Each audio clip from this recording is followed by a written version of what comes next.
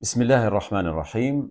E filloj me emrin e Allahut të gjithë mëshirshmit, mëshirëplotit. E falenderojmë Allahun e gjithësisë, e përshëndesim e i qojmë shumë selame, shumë të falëna Muhamedit a.s. familjes tij, shokëve tij dhe mbar muslimanëve dhe muslimaneve, madje lutemi për gjithë njerëzit e mirë në këtë botë që Zoti t'ju jap të gjithëve hidajet dhe udhëzim. Një filozofi që e kthen njeriu te vetvetja. Kur filozofi marokjan Taha Abdurrahman deshi ta përkufizonte njeriu bashkohor në librin e tij të njohur Shpirti i Fesë, ai nuk ju drejtua ose nuk ju referua vetëm përshkrimeve të zakonshme antropologjike apo le të themi edhe psikologjike, por ai në fakt dha një përkufizim jashtëzakonisht interesant dhe shumë të thellë për mendimin tim. Ai tha: njeriu është qenia që harron se harron. Pra, njeriu harron, por shpeshherë ai vet harron që është qenie harrestare. Simbas Taha Abdurrahman, njeriu pra është krijesa e harresës së gjithanshme. Pra njeriu mund të harrojë në gjitha anët. E harron krijuesin, e harron furnizuesin e tij, e harron qëllimin e ekzistencës. Mund të harrojë edhe arsyeën e krijimit, e harron familjen shpeshherë. I harron gjithë ata që i rrethojnë, madje që mund të ishte harresa më e rrezikshme, e harron se është vet i zhytur në harresë. Kjo harresë totale, simbas Taha Abdurrahman, është shkaku themelor i krizës së njeriut modern. Një njeri që vërtet zotroi mjetet e dijes. Pra, njeriu sot është duke i zotruar mjetet e dijes, por është duke hupur kuptimin e emanetit. Ka fituar shumë pushtet, por është duke humbur ndërgjegjen. Ky filozof musliman niset nga një vizion që ai e quan filozofia e emanetit, sipas të cilës njeriu nuk është pronari i asaj që ka në dorë, por atij i është besuar ajo që ai ka në dorë. Pra, pasuria, pushteti, dija, trupi dhe gjithë jeta, të gjitha janë emanete, jo pronat e njeriut.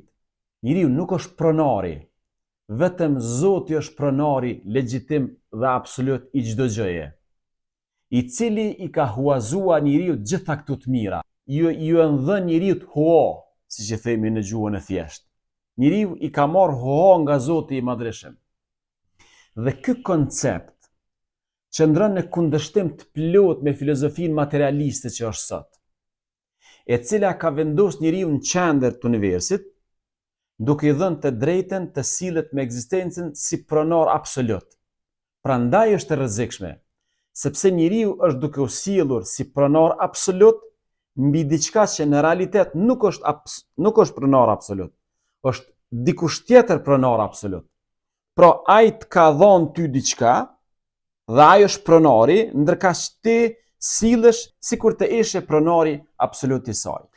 Simbas kësaj teorie, marrëdhënia midis robit dhe Zotit nuk është marrëdhënie sundimi, nuk ka marrëdhënie shtypse, por është marrëdhënie beslidhjeje. Keni farë marrëveshje, keni besë, keni lidhje bese. Njeriu e ka pranuar këtë marrëveshje, qysh në botën e parë shpirtënore, ende parë në këtë botë, kur dëshmoi Zotin si Zot, dhe që nga ai çast, ai është bërë moralisht përgjegjës për gjithë atë që i është besuar atij. Në këtë kuadër, në këtë kontekst, dy vlerat themelore që i duhen njeriut janë sinqeriteti dhe amaneti. Historia dëshmon se titulli i Muhamedit a.s. para shpalljes 40 vjet ishte i sinqerti dhe i besuari. Nuk ishte rasti kjo, por shprehje e faktit se këto dy vlera janë themeli i gjitha vlerave tjera. Sinqeriteti është vlerë e mendjes, me të kuptimi bëhet i sakt, perceptimi bëhet i drejt dhe arsyeja çlirohet nga mashtrimi. Pra është i domosdoshëm sinqeriteti. Dhe vlera e dytë është amaneti. Është vlerë që ndërlidhet me vullnetin. Me të rregullohen veprimet, frenohen dëshirat dhe ruhet përgjegjësia. Njeriu vazhdimisht mbetet qenie e përgjithshme. Prandaj, nëse shiqojmë krejt veprimtarinë e pejgamberit alayhis salam, do të vreni shumë një fakt interesant. Ai i edukoi shokët e tij në Mekë mbi sinqeritetin si themel i besimit dhe mendimit. Ndërsa në Medinë, pas hijretit, i edukoi mbi bazën e emanetit, kur thirrja kaloi nga faza e besimit në fazën e ndërtimit shoqëror. Nga këto dy vlera burojnë gjitha vlerat e tjera: drejtësia, bamirësia, besnikëria, mëshira dhe liria e përgjithshme. Në këtë thelb të këtij projekti, të kësaj filozofie, të kësaj teorie, le të themi, Taha Abdurrahman takohet edhe me një mendimtar të jashtëzakonshëm ose me prevojën e Imam Gazaliut.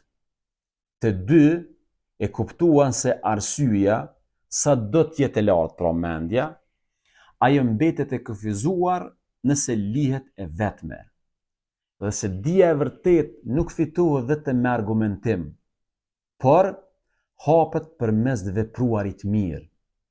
Allahu thot në Kur'an: "Druajoni Allahut se Allahu do t'ju mësoj." Pra keni dro, keni frikë të respekt për Zotin, Zoti do t'ju mësoj. Prej këtu vendoset një parim themelor i filozofisë islame.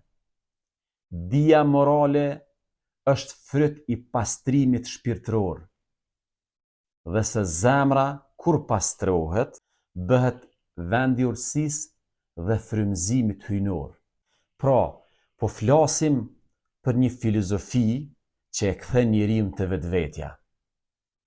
Kjo është jo veç filozofi, është një përpjekje serioze për ta shpëtuar njeriu nga humbja bashkëkohore. Është përpjekje pra që i ka tre boshte. Boshti i parë, ta nxjerrë njeriu nga iluzioni pronësisë në të vërtetën e emanetit. Njeriu nuk është pronar, e ka pranuar në emanet krejt këto që ja ka dhënë Zoti, nga robëria e materjes në lirinë e beslidhjes, pra kemi beslidhje me Zotin, dhe treta, nga harresa e harresës në zgjimin e ndërgjegjes. Njeriu duke u marrë me çdo gjë e ka harru vetveten, dhe ka harru që e ka harru vetveten. Të trija këto boshte na i kujtojnë tre realitete të rëndësishme. Të kujtojmë se na është besuar para se të mendojmë se jemi pronar. Të kujtojmë ose ta kujtojmë se jemi përgjegjës para se të kërkojmë të drejta. Ta kujtojmë se sinqeriteti dhe amaneti nuk janë thjesht virtyte të bukura, por janë themeli gjithë ekzistencës njerëzore. Në asnjë variant nuk guxojmë të hiqem dorë nga sinqeriteti dhe nga amaneti, përndryshe e humbim, thelbin e ekzistencës tonë në këtë botë. Faleminderit shumë që patët durim me ndëgju këtë teori ose këtë filozofite Taha Abdurrahman. Allahu ju shpëbleft, mirupafshim.